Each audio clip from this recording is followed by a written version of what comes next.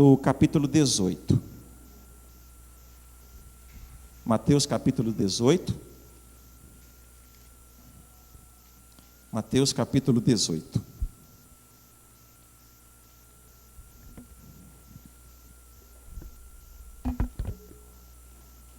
Mateus capítulo 18. E apenas antes da leitura, quero dizer assim: leia o boletim, principalmente a parte final. Tem uma informação direta acerca do mês de novembro, o nosso acampamento.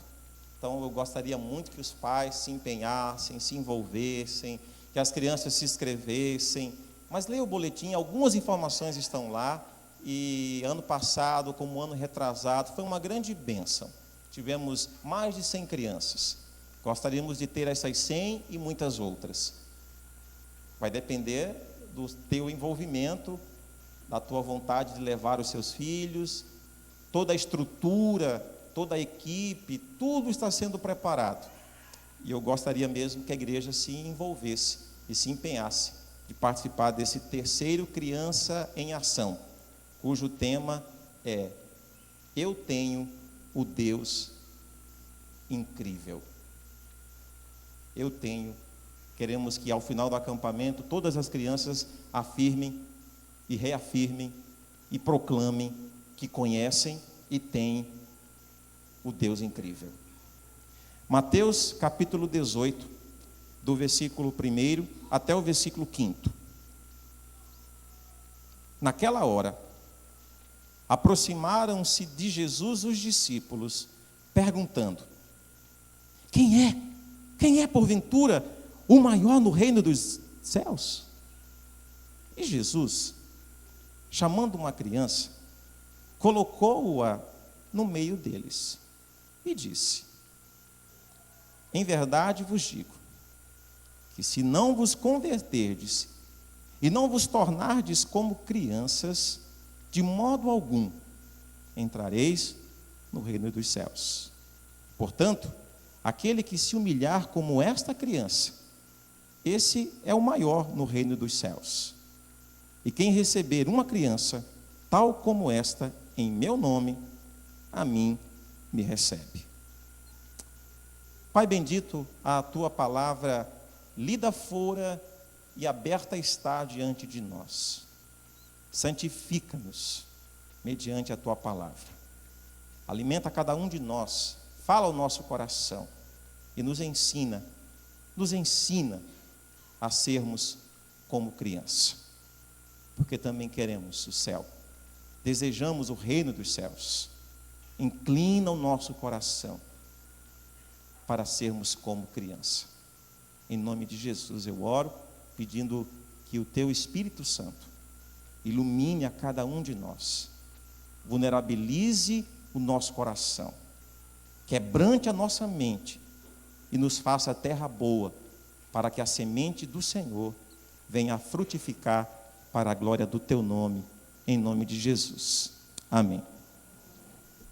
Irmãs e irmãos, uma coisa muito boa e uma coisa muito interessante é sentar-se em família com os famosos álbuns de família. Quem aqui nunca fez isso? Quem nunca fez isso? De se assentar em família para vasculhar a memória através das fotos reveladoras, intrigantes às vezes, recordando de fatos, momentos, situações que estão no passado, mas que se tornam presente no momento em que o álbum é aberto, às vezes amarelado, mas a história está ali. E de repente você conhece, eu não sei quem são essas pessoas, e aí vem a informação: esta é fulano de tal, fulano de tal. E durante esta semana, eu vendo a internet, pude conhecer alguns, hoje, adultos que eram crianças. Eu fui vendo na internet, pelo Face, várias figuras, imagens de crianças. Acho que a última eu vi com a minha mulher hoje, que foi a Daiane. Ela colocou a foto dela quando era bem menino, não sei quem viu hoje. Eu não tenho as fotos da minha fase como criança. Não sei por quê. Não sei porque meu pai ou minha mãe não as guardou. nem álbum de família existe, mas eu tenho recordações de alguns momentos e alguns episódios. Mas eu volto a dizer, é como uma viagem no passado. É como mergulhar numa história e reconhecer-se ali como partícipe dessa história, como membro dessa história. Uma história que talvez esteja calada, mas quando o álbum é aberto, ela se desvela, se desvenda, se revela diante de nós. Isso é muito interessante. E eu gostaria então de te convidar a mergulhar na sua própria história, trazendo as suas lembranças e recordando o tempo quando você era criança. Porque hoje somos adultas e somos adultos, mas já fomos crianças. Já vivemos a fase do ser criança. Já passamos por essa fase, já vivemos esse momento. E esse texto vai nos desafiar a pensar sobre algumas coisas no universo da criança. Irmãs e irmãos, esse texto faz parte, como eu gosto sempre de falar, de um contexto. Há um contexto maior, há um assunto maior, que vem acompanhando toda essa história. Então, essa história começa com aquela fala de Pedro, quando a pergunta vem, o que estão dizendo a meu respeito? E aí uns dizem umas coisas, outros dizem outras, e o Pedro destemido diz, tu és o Cristo, o Filho do Deus vivo, e Jesus então diz, bem-aventurado és Simão Barjonas, porque não foi carne nem sangue, mas foi o meu Espírito, foi o Pai quem te revelou. E a sequência da história vai, até que vem a transfiguração, não são agora os 12, um círculo menor, Pedro, Tiago e João, vão ao monte, desfrutam de uma visão dos céus, descem do monte, encontram-se com os outros 9, que não deram conta de expelir um demônio. Jesus dá uma bronca nesses outros 9, depois chegam em Cafarnaum, há uma arguição acerca dos impostos, e Jesus então dá um esclarecimento, e eu tenho a impressão que se alguém fosse ler essa história, talvez dissesse, isso é história de pescador, onde já se viu alguém rasgar as entranhas de um peixe e de lá tirar dinheiro. Talvez alguém pudesse pensar que isso é história de pescador, mas não é. Jesus então diz a Pedro, vá, e o primeiro peixe que você pegar, abra a sua boca e de lá você vai tirar o valor necessário, pague o teu imposto e pague o meu também. É no desenrolar de toda essa sequência de fatos, que de repente, no meio do caminho, se você ler os textos paralelos, que encontram-se em Marcos e também em Lucas, você vai perceber que no meio do caminho, até eles chegarem em casa, uma grande celeuma, uma grande discussão, um grande problema se instaura. Os 12, não sei se chegam a um tempo longo, mas a trajetória da caminhada se dá a partir de um questionamento. Segundo os demais evangelistas, quando eles entram em casa, Jesus já sabendo o que havia acontecido, porque o nosso Deus é onipresente, onisciente, sabendo do que estava na mente, no coração daqueles homens, principalmente porque muita coisa já havia acontecido, principalmente a informação acerca de quem é o discípulo. Ele então ouve dos seus discípulos, quem é, porventura, o maior no reino dos céus? Que pergunta era esta, amada igreja? Que pergunta tremenda era esta? Mas foi feita.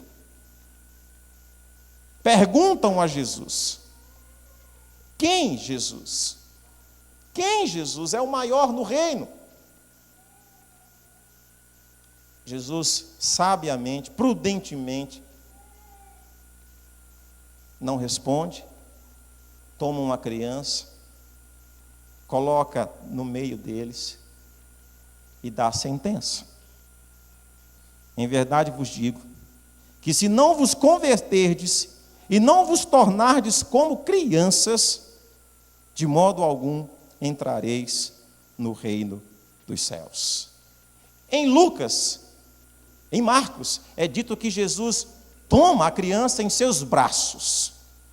Em Lucas é dito que Jesus traz a criança para perto de si e dá algo para os discípulos pensarem. Irmãs e irmãos, eu quero te convidar na noite de hoje a pensar sobre este assunto, sobre este tema: entrar no reino dos céus. Entrar no reino dos céus. Quais são os critérios? O que é exigido? O que é esperado? O que é necessário? Quais são os critérios para entrarmos no reino dos céus? Se você prestou atenção no texto, eu espero que tenha prestado, a pergunta é feita: quem é o maior? Aí Jesus pega uma criança e diz, no versículo 3, se não vos converterdes e não vos tornardes como crianças, de modo algum entrareis no reino dos céus. Jesus está olhando para si, está falando de si e convidando aqueles outros homens a serem o que ele era: um adulto que cresceu em graça e em sabedoria, mas que não era um adulto com criancice. Não era um adulto com criancice. Era um adulto que cultivou e manteve a criancitude. Há uma grande diferença entre criancice e criancitude. Este que falava aos discípulos diz: se vocês não se converterem e não se tornarem como esta criança, não vão entrar no reino dos céus. Ele olha para si, convida aqueles discípulos para que olhem para ele e vejam e reconheçam não apenas um homem, mas uma criança, que mesmo na condição de homem, não perdera a criancitude, crescera na graça e na sabedoria, mas mantivera o ser criança. Porque esta é a condição sine qua non para entrar no reino dos céus. Ser como uma criança. Esse texto nos ensina muito sobre isso. Sobre a não perdermos a criancitude. E também ao resgatar o ser criança, para entrarmos no reino dos céus. Irmãs e irmãos, a Bíblia é um livro que nos ensina muito sobre crianças. E que nos desafia também a sermos crianças. Porque se você for ao livro de Gênesis, logo no capítulo 3 e versículo 15, você encontra ali o próprio Deus falando com aquele casal, Adão e Eva, e dizendo que algo iria acontecer. E o texto diz assim: porém, inimizade entre ti e a mulher, palavra dita à serpente, e entre a tua descendência e o seu descendente. Este te ferirá a cabeça, e tu lhe ferirás o calcanhar. Se você prestou atenção no texto, o texto diz que alguém iria nascer. Se você já leu esse texto diz que alguém iria nascer, que um filho nasceria, que alguém nasceria. E se você for a Isaías, no capítulo 6, capítulo 9, versículo 6, você encontra assim: porque um menino nos nasceu, um filho se nos deu, o governo está sobre os seus ombros, e o seu nome será Maravilhoso Conselheiro, Deus Forte, Pai da Eternidade, Príncipe da Paz. E se você for a Lucas, capítulo 2, versículo 12, você encontrará: e isto vos servirá de sinal. encontrareis uma criança envolta em faixas e deitada em manjedoura. E aí, o texto lido de Mateus diz: em verdade vos digo, que se não vos converterdes e não vos tornardes como crianças, de modo algum entrareis no reino dos céus. O Velho Testamento, irmãs e irmãos, todo o Velho Testamento, de Gênesis a Malaquias, nós encontramos Deus formando um povo, criando um povo, para que através desse povo, uma criança nascesse, para que entrasse na história. De Gênesis a Apocalipse. É Deus formando um povo, para que através desse povo, um filho nascesse e entrasse na história. Quando vamos ao Novo Testamento, nós encontramos a igreja como povo de Deus. O filho já nasceu, o humano já se fez. E agora o papel da igreja no Novo Testamento é levar essa criança que nasceu para que a história da humanidade tenha um final feliz, tenha salvação, tenha transformação e tenha mudança. De Gênesis a Apocalipse, nós encontramos a Bíblia falando de uma criança. Sabemos bem quem é esta criança. Essa criança é Jesus. Todo o Velho Testamento é a formação de um povo, para que através desse povo, uma criança nascesse e entrasse na história. Todo o Novo Testamento é um povo também sendo formado, para levar essa criança, para que mude a história da humanidade. Isso faz muita diferença. E deveria fazer diferença na nossa vida. Agora, por que Jesus traz uma criança, fala de criança? Por que ele fala de criança nesse texto? Por que ele fala de criança? Em primeiro lugar, irmãs e irmãos, entrar no reino dos céus requer de mim e de você não perder a criancitude. Entrar no reino dos céus requer de mim e de você não perder a criancitude. Irmãs e irmãos, o que é criancitude? Por que a preocupação de Jesus com a criança? Irmãs e irmãos, Jesus é a criança que cresceu sem perder a criancitude. Jesus continuava criança. Era um adulto criança, que crescera na graça e na sabedoria. Era adulto, mas não perdera o ser criança. A criancitude era presente na sua vida. Irmãs e irmãos, o que é criancitude? Não tem nada a ver com criancice.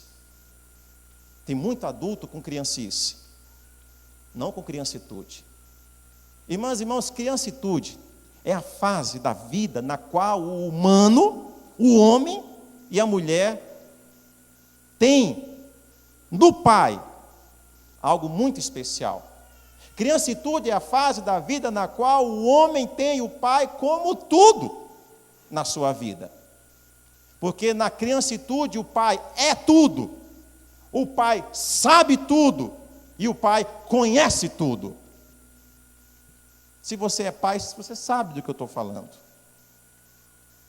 Porque o teu filho, olhando a nossa relação hoje, filhos e pais, o teu filho te vê como o meu pai é tudo para mim. O meu pai sabe tudo. O meu pai conhece tudo. Quantas vezes eu já vi isso em discussões de crianças? Porque o meu pai sabe. Porque o meu pai conhece. Porque o meu pai. Porque o meu pai. Porque o meu pai. Criancitude é a fase da vida na qual o pai é tudo. Sabe tudo. Conhece tudo. Criancitude é a fase na qual o pai é tudo na vida do filho.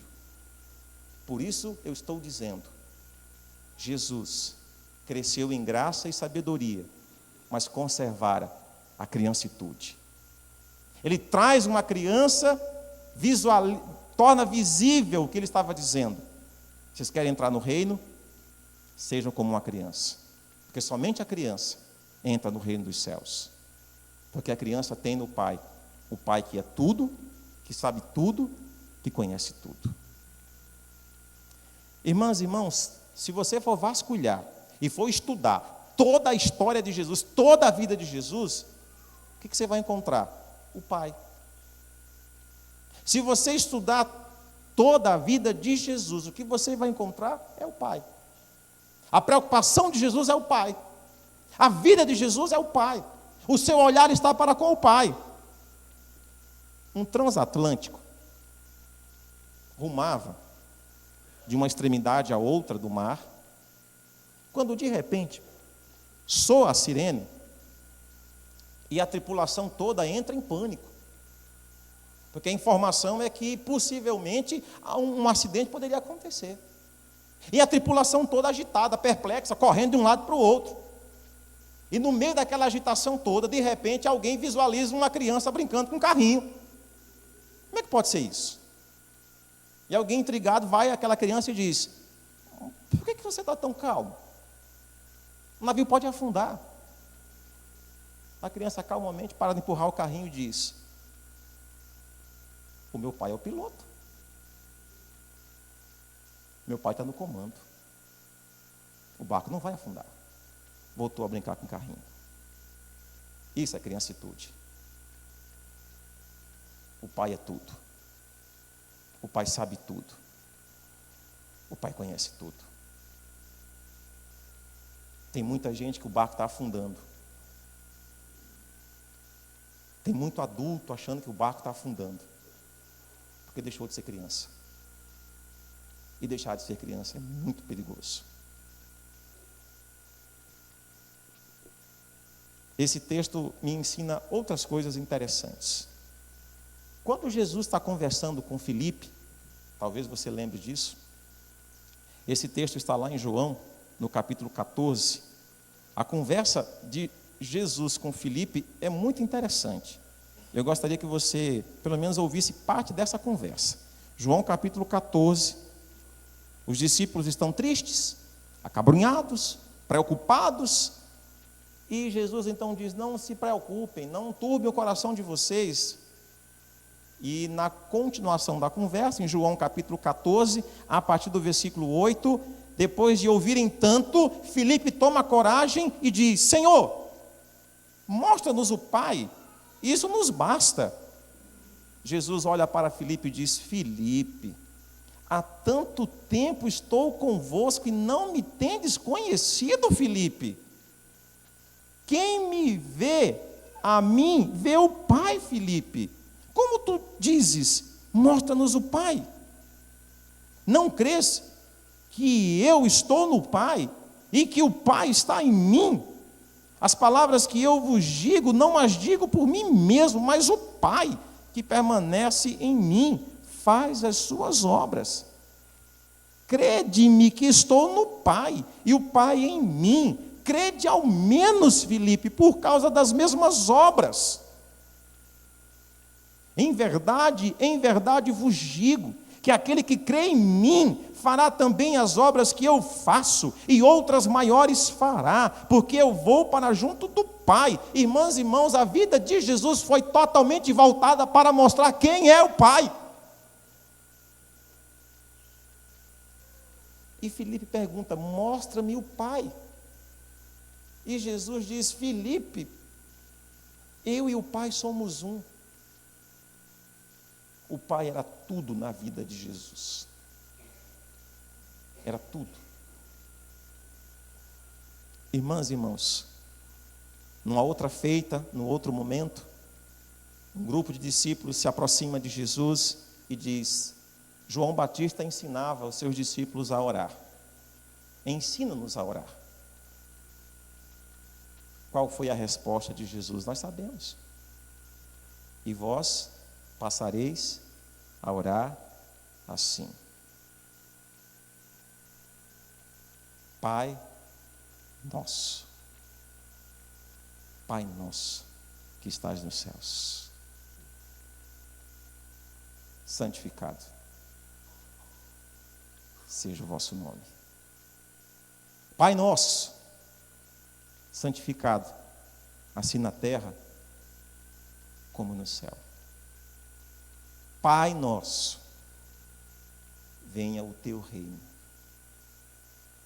Pai nosso, seja feita a tua vontade, assim na terra como nos céus. Pai nosso, o pão nosso de cada dia, nos dá hoje. Pai nosso, perdoa as nossas dívidas, assim como nós perdoamos os nossos devedores. Pai nosso, não nos deixes cair em tentação, mas livrai-nos do mal. Pai nosso, teu é o poder, teu é o reino, hoje e para sempre. Amém. Jesus ensinou e mostrou o Pai com toda a sua vida, com toda a sua força, com todo o seu vigor. Era adulto, mas ao mesmo tempo conservara a criança. Porque Jesus andou na dependência do Pai. O Pai na vida de Jesus era tudo. O Pai conhecia tudo. E o Pai sabia tudo. Irmãs e irmãos, Jesus, quando trouxe aquela criança e coloca entre os discípulos, nada mais, nada menos, Jesus dizia que viver com o Pai e que ir ao céu é viver um grande, profundo e íntimo relacionamento, tal qual a criança tem com o seu pai. Por isso, dos tais é o reino dos céus. Criancitude é muito diferente de criancice. Jesus não carregou e não levou o ser criancice. Jesus viveu a criancitude, porque ele andou na dependência do Pai. Criancice tem a ver com birra. Criancice tem a ver com seja feita a minha vontade. Criancice tem a ver com lutar contra a vontade de Deus. Criancice tem a ver com afastar-se da casa do Pai, tal qual o filho pródigo fez. Isso é criancice. Criancitude é cair em si e reconhecer que a casa do Pai é o melhor lugar. Jesus sabia para onde ia. Por isso ele disse: eu estou indo na frente, preparar lugar. Eu estou voltando para a casa do Pai. E vocês vão voltar comigo. Condição, se forem como uma criança. Jesus sabia o que fazia naquele momento. Essa é a primeira condição para irmos aos céus. Mantermos a criancitude, a dependência, a vivência, o ser criança. Irmãs e irmãos, isso tem a ver com o Salmo 91. Isso tem a ver com o Salmo 91. Ser criança tem a ver com o Salmo 91, que você muito conhece. Salmo 91, entre os versículos 3 a 7, diz assim: pois ele te livrará do laço do passarinheiro e da peste perniciosa, cobrir-te-á com as suas penas, e sob as suas asas estarás seguro, a sua verdade é pavês e escudo. Não te assustará do terror noturno, nem da seta que voa de dia, nem da peste que se propaga nas trevas, nem da mortandade que assola ao meio-dia. Caiam 1000 ao teu lado e 10.000 à tua direita, tu não serás atingido. Isso é criancitude. Isso é andar na dependência de Deus. Isso é ter o Pai como tudo, que sabe tudo e conhece tudo.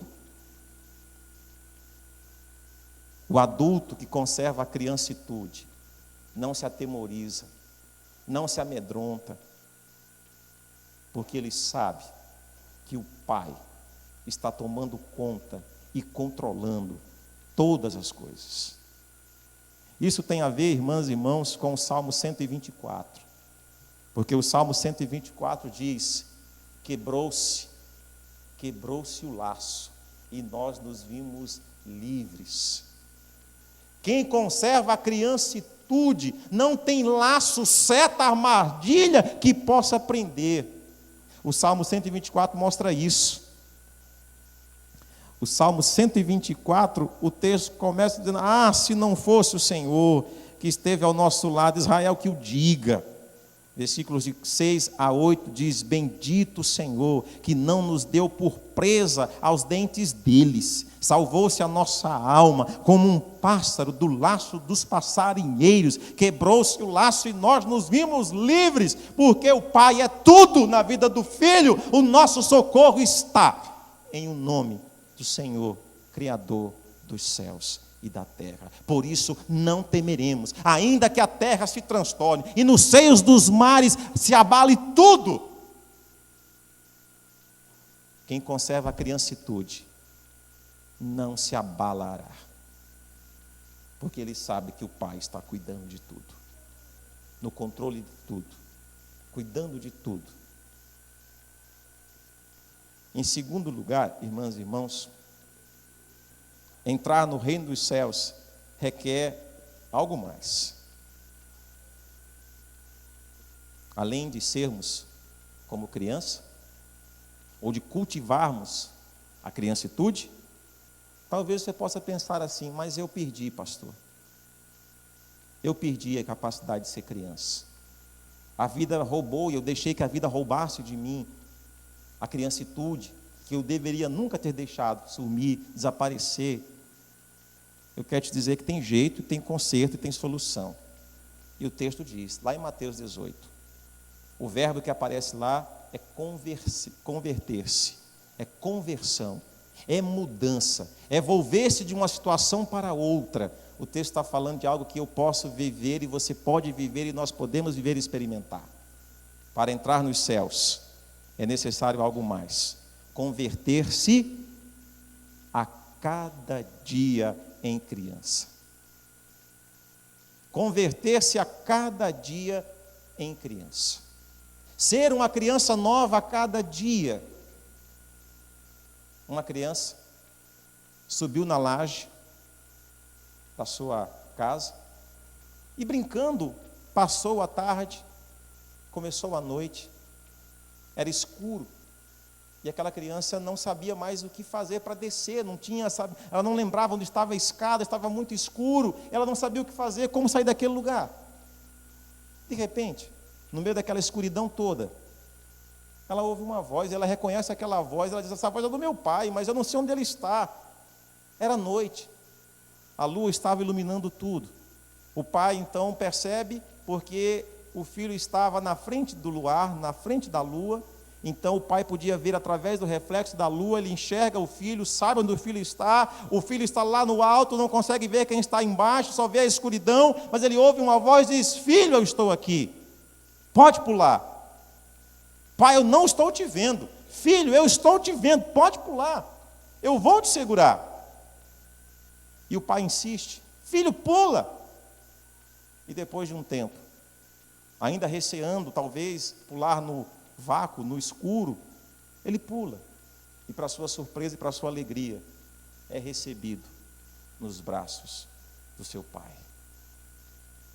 E o pai então toma-o nos braços e diz: filho, eu estava te vendo o tempo todo, eu sabia onde você estava, e mesmo que você pulasse para um lado contrário, eu ia correr, ia te pegar e não ia deixar você cair. Esse é o Deus que nós servimos. Ele nos conhece, Ele sabe todas as coisas. Ele sabe que em alguns momentos, em algumas situações, a gente se perde, a gente se distancia, não sabe a saída, não sabe a solução, não sabe como haverá uma mudança, um conserto, uma transformação. Ele sabe, Ele conhece o meu coração, o seu coração, Ele sabe como eu estou, a situação que eu estou vivendo, Ele sabe, Ele conhece, e tão somente o que Ele pede é: venha para os meus braços, pule nos meus braços. Eu, pastor Leonardo, pastor Samuel, pastor Jair, Paulo, candidato ao Sagrado Ministério, e outros 500 e tantos pastores, estávamos num encontro na semana passada, em Praia del Este, sendo abençoados, ouvindo muita coisa de Deus, Mas uma coisa que me chamou muita atenção ali, irmãs e irmãos, foi sobre duas palavras, uma a graça e a outra a oração. Mas sabe o que eu aprendi durante aqueles dias passados ali? Que muitas vezes a gente faz como os discípulos. Jesus, quem que é o maior? Jesus, quem que é a bola da vez? Sim, porque o Senhor falou para Pedro, ele foi lá e pegou o peixe. E dentro do peixe tinha dinheiro. Então agora qual que é a bola da vez? Quem que é o próximo da fila? Nós muitas vezes fazemos isso. Usamos a oração para o que ela nunca deveria ter sido. Eu aprendi durante aqueles dias que oração não tem muito a ver com palavras. Oração é um lugar. Oração é um lugar. O lugar tem a ver com o quarto secreto, sim. Mas o lugar da oração é no Santíssimo Lugar. É no Santo dos Santos. Onde apenas eu e você podemos entrar. Não para perguntarmos. Não para exigirmos. Não para falarmos. Mas simplesmente para adorar aquele que tudo já fez e tudo tem preparado e tudo realizará conforme o beneplácito da sua vontade, conforme o seu querer, conforme aquilo que lhe apraz. Aqueles discípulos não entenderam nada. Viram a transfiguração, multiplicação dos peixes, um tanto de coisas. E chegam para Jesus para falar quem é o primeiro. Isso é criancice. Isso é criancice. Não é criancitude. E naquele dia, naquele momento, Jesus convidava aqueles homens para se converterem em uma criança. Irmãs e irmãos, ser criança é voltar a cada dia a descansar tão somente nos braços do Pai. Jesus espera que eu e você façamos isso. Como aquela criança que subiu, está lá na laje, está escuro, e o pai diz: pula, está escuro, pula, é alto, pula, mas por que eu tenho que pular? O senhor não pode vir aqui me buscar? Pula, eu estou aqui para te receber. Oração não foi feita para isso. Oração envolve palavras, é verdade, mas oração é um lugar onde eu e você podemos estar. Oração tem a ver com os braços do Pai, com o Santíssimo Lugar, com o Santo dos Santos, onde nós entramos tão somente para descansar e não para perguntar, nem tampouco questionar, mas simplesmente reconhecer que tudo que eu poderia até falar, o Deus já conhece, porque ainda a palavra não me chegou à boca, e tu, Senhor, já a conheces toda. Tu me cercas por trás e por diante, sobre mim pões a tua mão, teu conhecimento é elevado demais, eu não o posso atingir. Para onde eu vou fugir? Porque se eu subir aos céus, lá tu estás. Se eu for ao mais profundo da terra, lá estás também. Se eu tomar as asas da alvorada e me deter nos confins dos mares, ainda lá há de me guiar a tua mão. Isso é criancitude. É saber que a agonia da alma é sossegada nos braços do Pai. Irmãs e irmãos, eu e você não precisamos, nem deveríamos nos tornar adultas e adultos com malícia. Eu não preciso da malícia, da esperteza. Eu e você precisamos da sabedoria. é diferente. Eu não preciso de artimanhas, artifícios. Eu não preciso de criar engenhosamente construções para mudar o coração de Deus. Eu preciso pedir, Senhor, sabedoria é o que eu preciso. Sabedoria é o que você precisa. Precisamos viver como adultos que conhecem e que experimentam a sabedoria que o próprio Deus diz: pede-me e eu te darei abundantemente. Eu e você não precisamos, nem deveríamos nos tornar adultos em busca do poder. Aqueles discípulos estavam buscando poder e Jesus estava oferecendo autoridade. Faz toda a diferença. Eu e você não precisamos de poder. Nós não precisamos de poder. Nós precisamos da autoridade daquele que tem toda a autoridade. Eu e você não precisamos possuir. Eu e você não precisamos possuir. Irmãs e irmãos, basta não sermos possuídos. E é tão fácil sermos possuídos pelas nossas próprias convicções, valores, achismos. Deus nos livre disso. Isso é criancice. Isso é infantilidade. O que Deus quer de nós é sermos crianças que tão somente se deliciam por estarem nos braços do colo do Pai. Assim como a criança se aquieta nos braços da sua mãe, assim é a minha alma para contigo. Espera, Israel, no Senhor, desde agora e para sempre. Estar nos céus e entrar nos céus requer um coração de criança. Talvez você possa ter perdido ao longo da caminhada, mas hoje é momento e hoje é uma oportunidade de você dizer assim: quero ser como criança. Quero ser como criança. Te amar pelo que tu és. Voltar à inocência e acreditar em ti. Só que às vezes eu e você somos tentadas e tentados. E vamos nos distanciando, nos afastando e nos entregando a sermos crianças birrentas, mimadas, com criancices. Não é isso que Deus quer. Não, tampouco é isso que Deus deseja. Deus quer nos levar aos céus. E para isso, Jesus nasceu. O Deus se fez carne, habitou entre nós, a sua glória foi vista diante dos homens. Jesus cresce em graça e sabedoria, mas continuava sendo uma criança, porque dependia do Pai.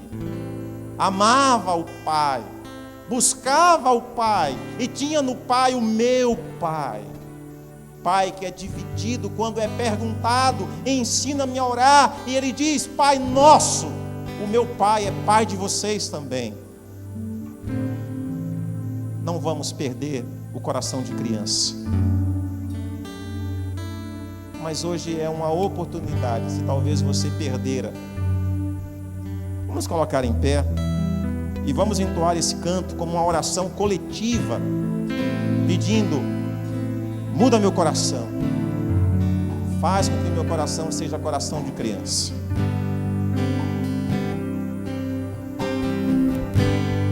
Quero ser como criança, te amar pelo que é, voltar à inocência, voltar à inocência.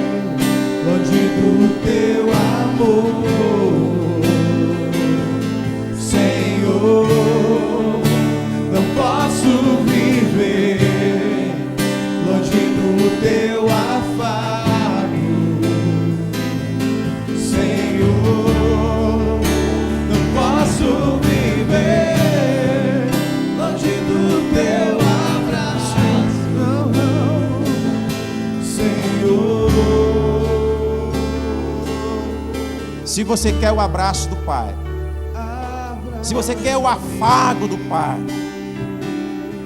se você quer se lançar nos braços do Pai, vem aqui à frente. Saia do seu lugar. Vem aqui à frente. Eu quero orar com você. Eu quero me unir a você nesse propósito de sermos crianças que amam o Pai, que confiam no Pai, que desejam desesperadamente o Pai, que não abrem mão de uma fé viva no Pai, que não perde a esperança em meio às vicissitudes da vida, ainda que o vento sopre forte, ainda que as ondas tumultuem e espumejem na nossa vida. O Pai tem o poder de repreender, porque Ele é maior do que o mal, do que qualquer outra situação. Então saia do seu lugar. Eu quero orar com você e por você. Não deixe o teu coração ser tomado pela imaturidade espiritual, pela falta de fé. Não queira ser independente, vivendo longe de Deus. Venha para os braços, lance-se nos braços do Pai e receba o amor, o afeto, o carinho, o cuidado, a atenção, o zelo, e vamos marchar para os céus.